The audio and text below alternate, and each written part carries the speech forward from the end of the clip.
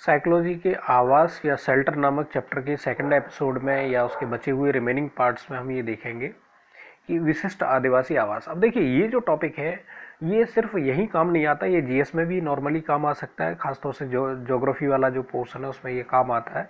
UP PCS या UPSC के लिए भी ये काफ़ी इंपॉर्टेंट है ये टॉपिक। तो इसकी अगर हम बात करें तो ये क्या कह रहा है कि विश्व आदिवासी आवास, बाकी हम देख के आ चुके हैं कि जो सामान्य आवास हैं या जीव जंतुओं के आवास हैं वो किस तरह से होते हैं।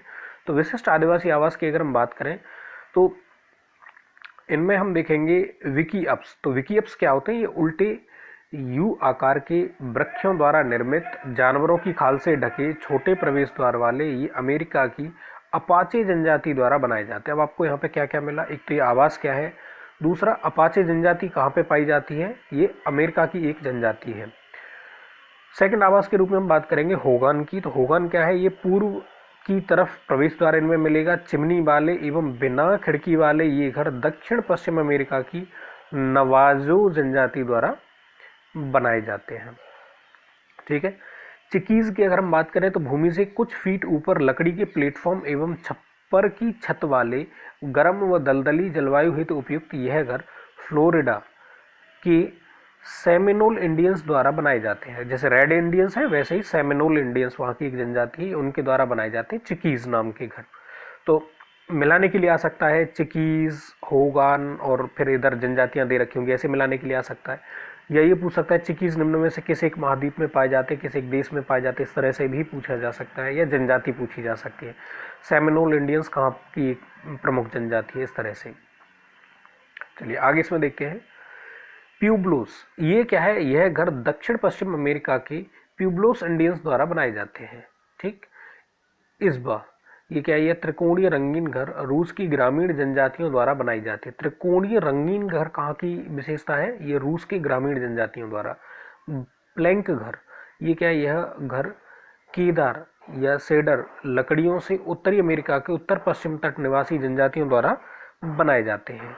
ओल की अगर हम बात करें तो ये क्या है? लकड़ी के ऊपर चमड़े द्वारा वृत्ताकार एवं तंबू नुमा यह घर यूरोप के काकेसस क्षेत्र की कबीलाई जनजातियों द्वारा बनाए जाते हैं।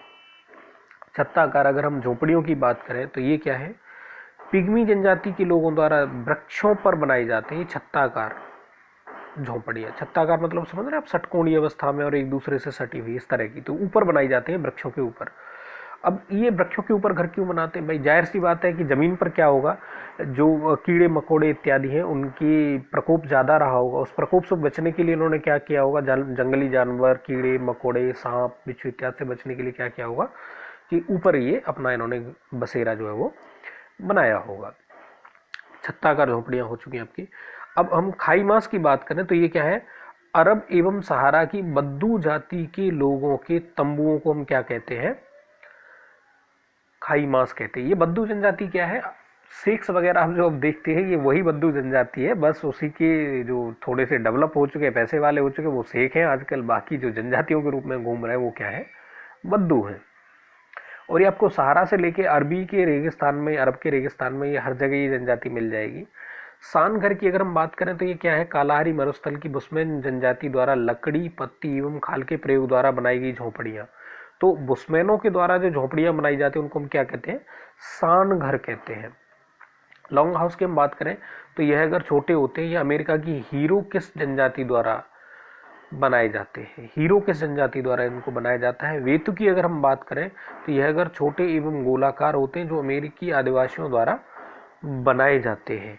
तिपी की अगर हम बात करें तो बिशन बैल की खाल एवं बांस से निर्मित ये शंक्वाकार तंबू अमेरिका के रॉकी पर्वत के पूर्वी ढालों पर रेड इंडियंस द्वारा बनाए जाते हैं। तो बिशन बैल की खाल का यूज किया जाता है, खाल उतारी जाती है, उस खाल को एक तंबू के रूप में ढाला जाता है, वो क्या कहलाते हैं? तिपी कहलाते हैं। तिरपाल, आप इस तरह से इसको याद रख सकते हैं। तो ये तिरपाल इंडिया में वर्ड यूज होता है, तो तिरपाल ही क्या हो गया आपका? रेड इंडियंस के द्वारा। ऐसे करके आप इसको याद रख सकते हैं, वो आप। क्रोल की अगर हम बात करें तो बंटू, जुलू एवं मसाई ये सब कहाँ की है? अफ्रीका की जनजातियां, खास तौर से ये दक्षिणी हिस्से में पड़ती है, अफ्रीकी जनजातियां हैं। तो बंटू, जुलू और मसाई जनजाति द्वारा जो झोपड़ियां बनाई जाती है उनको हम क्या कहते हैं? क्रोल कहते हैं। युर्त क्या है? अब युर्त है ऊनी नमदे चमड़े से किर्गिज जनजाति द्वारा बनाए गए ग्रीष्मकालीन तंबू। तो ग्रीष्म काल में अलग टाइप का तंबू बनेगा, क्योंकि उसमें क्या चाहिए, हवा का आर पार होना चाहिए ताकि उसमें उमस ना बने। सर्दियों में क्या होगा, सर्दियों में उस तरह का होना चाहिए कि उसमें हवा आर पार ना हो ताकि उसमें गर्मी बनी रहे अंदर। तो जो किर्गिज जनजाति है वो दो तरह के तंबू बनाती है। एक को हम कहते हैं युर्त, युर्त जब ये ग्रीष्म काल में बनाए जाते हैं। दूसरे को हम कहते हैं किस्ताऊ। तो किस्ताऊ क्या है, किर्गिज जनजाति द्वारा शीतकालीन प्रवास हेतु घास के बने आवास, उनको हम क्या कहते हैं, किस्ताऊ कहते हैं। ये एशियन जनजाति है किर्गिज। ट्यूपिक की हम बात करें तो कैरिबो एवं ध्रुवीय भालू की खाल से एस्किमो जनजाति द्वारा ग्रीष्मकालीन प्रवास हेतु निर्मित तंबू। जब गर्मियां आती हैं तो ये वहां पे फिर क्या करते हैं, कैरिबो और ध्रुवीय भालू की खाल से एक तंबू का निर्माण करते हैं और उसको कहा जाता है ट्यूपिक। ये कौन है लोग, ये है आपके एस्किमो लोग। अब इनके एक और घर आप आगे देखेंगे, इग्लू। इग्लू बहुत ही फेमस है और बार बार ये विभिन्न एग्जाम्स में पूछा गया है ये।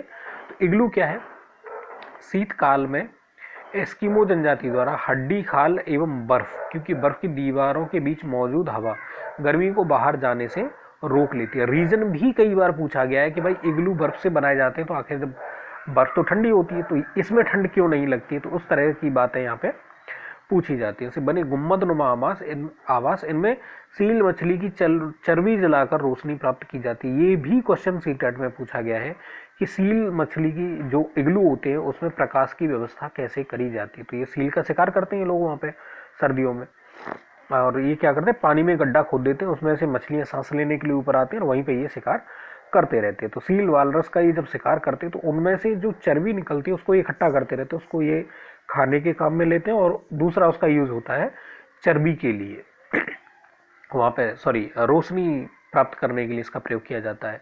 अब ये तो देखे आपने वैश्विक जो आदिवासी हैं उनके आवास। अब देखते हैं कि अपने यहाँ के जो भारतीय आदिवासी जनजातियां हैं उनके आवास कैसे कैसे हैं, या उनके क्या क्या नाम है। तो हम यहाँ पे देखेंगे कू नाम का एक घर है। तो भील जनजाति द्वारा बांस या पत्थर की दीवारों वाले आयताकार मिट्टी या पत्थर की फर्श एवं कपड़े से जो मिलकर उनके जो छप्पर है की छत वाले घरों का निर्माण किया जाता है। तो कू क्या है, भील जनजाति द्वारा एक मकान बनाया जाता है, बांस लकड़ी पत्थर जो भी मिल जाए, मतलब कुल मिला के नॉर्मल सा एक घर है, छप्पर टाइप का है, जिसमें जरूरी नहीं है कि हर बार आप उस छप्पर पे आपको घास ही देखने को मिले। तो वो क्या कहलाता है, कू कहलाता है। झोंपा, झोंपड़ी टाइप से ही आप इसको बना सकते हैं। झोंपा क्या है, शुष्क एवं पश्चिमी राजस्थान के ग्रामीण क्षेत्रों में बने घर। अब ये क्या होता है, एक छप्पर नुमा होता है, एक कमरे के सामने एक छप्पर टाइप का डाल दिया और उसके चारों तरफ कटीली झाड़ियां उगा ली जाती, या जिनको हम कहते हैं कटीली झाड़ियों की बाढ़ लगा दी जाती। तो ये क्या कहलाते हैं, झोंपा कहलाते हैं। पड़वा, कच्ची ईंटों की दीवारें, खपरेल की ढलवा छतें, थार के रेगिस्तान में बनाए गए घर। तो इनकी खासियत क्या है, कच्ची ईंटों की दीवारें होती हैं, खपरेल की ढलवा छतें होती हैं और थार के रेगिस्तान में मिलते हैं। अब ढलवा छतें क्यों हैं भाई, क्योंकि धूल मिट्टी बहुत ज़्यादा आती है उधर रेगिस्तानी इलाके में। कच्ची ईंटों से इसलिए बनाए जाते हैं ताकि क्या हो कि गर्मी कम से कम पास हो और मकान जो वो अंदर से ठंडा रहे। तो पड़वा उनको कहा जाता है। भाखर का ढांचा, ये राजस्थान की गरासिया जनजाति का घर होता है। भाखर का ढांचा क्या है, राजस्थान की गरासिया जनजाति का घर भाकर कहलाता है। मुनसा, उत्तराखंड की भोटिया जनजाति का शीतकालीन घर क्या कहलाता है, मुनसा कहलाता है। उत्तराखंड की भोटिया जनजाति का शीतकालीन घर। मैथ, मैथ की अगर हम बात करें तो उत्तराखंड की भोटिया जनजाति का ग्रीष्मकालीन घर, तो मुनसा उनका शीतकालीन घर होता है भोटिया जनजाति का, और मैथ क्या होता है उनका ग्रीष्मकालीन घर होता है। अर्स, बांस व लकड़ी के बने लंबे बड़े ढोल के आकार के नीलगिरी की जनजाति द्वारा बनाए गए घर। अर्स क्या होते हैं, नीलगिरी जनजाति द्वारा, जो नीलगिरी पर जनजातियां निवास करती हैं उनके द्वारा जो घर बनाए जाते हैं उनको हम अर्स कहते हैं। अर्स से फर्श भी सुना होगा यहाँ पे, हालांकि अर्स यहाँ पे जब हम नॉर्दर्न बेल्ट में बात करते हैं अर्स तो इसका मतलब आसमान होता है, और यहाँ पे हम अर्स की बात करें साउथ में, तो साउथ में अर्स का मतलब झोपड़ी नुमा घर होता है। ओराक, संथाल जनजाति के आवास गृहों को हम क्या कहते हैं, ओराक कहते हैं। अब संथाल जनजाति कहाँ पे होती है ये आप मुझको कमेंट सेक्शन में जाके बताइए कहाँ पाई जाती है। चलिए, भारतीय आवासों की क्षेत्रीय विशेषताओं की अब हम कुछ बात कर लेते हैं। तो जैसे आप मनाली अगर जाएंगे तो वहाँ पे पत्थर या लकड़ी से बने ढालू छत वाले घर आपको देखने को मिलेंगे। आप अंदाजा लगाइए कि मनाली में क्या होता है कि बर्फबारी बहुत होती है। बर्फबारी होगी और अगर आपकी घर घर की जो छत है वो अगर फ्लैट है तो उस पर क्या होगी, बर्फ जम जाएगी और छत क्या हो जाएगी, बैठ जाएगी, मकान टूट जाएगा। तो इसलिए यहाँ पे कैसी छतें बनाई जाती हैं, इस तरह की छतें आपको देखने को मिलेंगी घरों की। तो बर्फ अगर यहाँ गिरी तो बर्फ नीचे, यहाँ गई नीचे, तो लगातार बर्फ गिरती रहे और वो नीचे पहुंचती रहे, इसलिए कि क्या हो किया जाता है, मनाली में ढलवा छतें बनाई जाती है। राजस्थान की अगर हम बात करें तो मिट्टी के घर जिनकी छतें कटीली झाड़ियों से छाई होती है। तो राजस्थान में कटीली झाड़ियाँ बहुत आसानी से उपलब्ध है, तो वहाँ के घरों में आपको क्या मिलेगा, कटीली झाड़ियों से वो छाई हुई आपको मिलेंगी। असम की हम बात करें, असम में क्या होता है, भारी वर्षा होती है तो बहुत सारे छोटे मोटे कीड़े मकोड़े चींटियाँ और इस तरह की चीज़ें आपको देखने को मिल जाएंगी। तो वहाँ के घर ज़्यादा बारिश के पानी से छत खराब हो जाएगी अगर फ्लैट होगी, तो ढलवा छत बनाई जाती है ताकि जैसे ही पानी गिरे वो नीचे पहुँच जाए। तो ढालू छत वाले एवं मजबूत बांस के खम्भों पर 3 से 3.5 मीटर ऊपर लकड़ी के बने होते हैं। ये भी खूब पूछा गया है टेटों में, विभिन्न विभिन्न, चाहे वो राजस्थान का हो सी टेट हो या यूपी टेट हो या हरियाणा टेट हो, इसमें बार बार ये क्वेश्चन पूछा गया है कि असम के छतों की विशेषता है क्या, सॉरी, असम के घरों की क्या विशेषता है।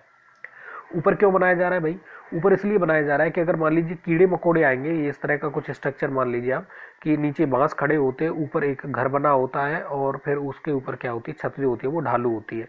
ऊपर इसलिए सीढ़ी से हम चढ़ते हैं, एक तो जंगली जानवर उनसे निजात मिल जाती है, दूसरा जो पानी भरने की वजह से हर एक जानवर क्या होगा, घरों की तरफ भागेगा। तो लकड़ी का अगर ये स्ट्रक्चर रहेगा तो कम से कम कीड़े मकोड़े ऊपर तक पहुंच पाएंगे, जिससे कि लोगों को कम से कम नुकसान होगा। लद्दाख की अगर हम बात करें तो लद्दाख क्या है, लद्दाख में पेड़ पौधे तो होते नहीं है, तो वहाँ पे क्या होगा कि पत्थरों का ज़्यादा इस्तेमाल किया जाएगा। तो पत्थर के बने घर में फर्श होगा, जाहिर सी बात है पत्थर अवेलेबल है तो वो फर्श, पत्थरों के जो छोटे छोटे गोटियाँ टाइप के पत्थर होते हैं उनसे फर्श बना देते हैं। लकड़ छतें जो है वो लकड़ी की बनी होती है भाई, इतने ऊपर तक आप सीमेंट वगैरह ढोके लेके नहीं जा सकते, तो पत्थर रखे और ऊपर जैसा छोटी मोटी जो भी लकड़ी का इंतजाम होगा, क्योंकि लकड़ी अपेक्षाकृत हल्की होती है और कुछ मात्रा में जो पेड़ होते हैं उन्हीं की प्रयोग करके। अच्छा, सड़ने गड़ने का वहाँ पे कोई बहुत ज़्यादा मैटर है नहीं, क्योंकि बरसात होती नहीं है इतनी ज़्यादा। लद्दाख को शीत मरुस्थल कहा जाता है भारत का, तो बहुत टाइम तक वो लकड़ी चलती रहती है, आपने जो एक बार इस्तेमाल कर ली। और दूसरा इसका कारण होता है कि लकड़ी की जो छत है वो, जो ठंडें जब पड़ती है, बर्फबारी जब होती है, तो वो जो बाहर की ठंड है, लकड़ी एक कुचालक का काम करती है और ऊष्मा को अंदर से बाहर नहीं जाने देती है। दीवारें मोटी एवं पत्थर गारा व चूना से बनी होती है। चूना क्या है, सीमेंट नहीं है, चूना वहीं के पत्थर को पीस करके जो बनाया जाता है पेस्ट, उसी को चूना कहा जाता है। घरों की निचली मंजिल में खिड़कियां नहीं होती हैं।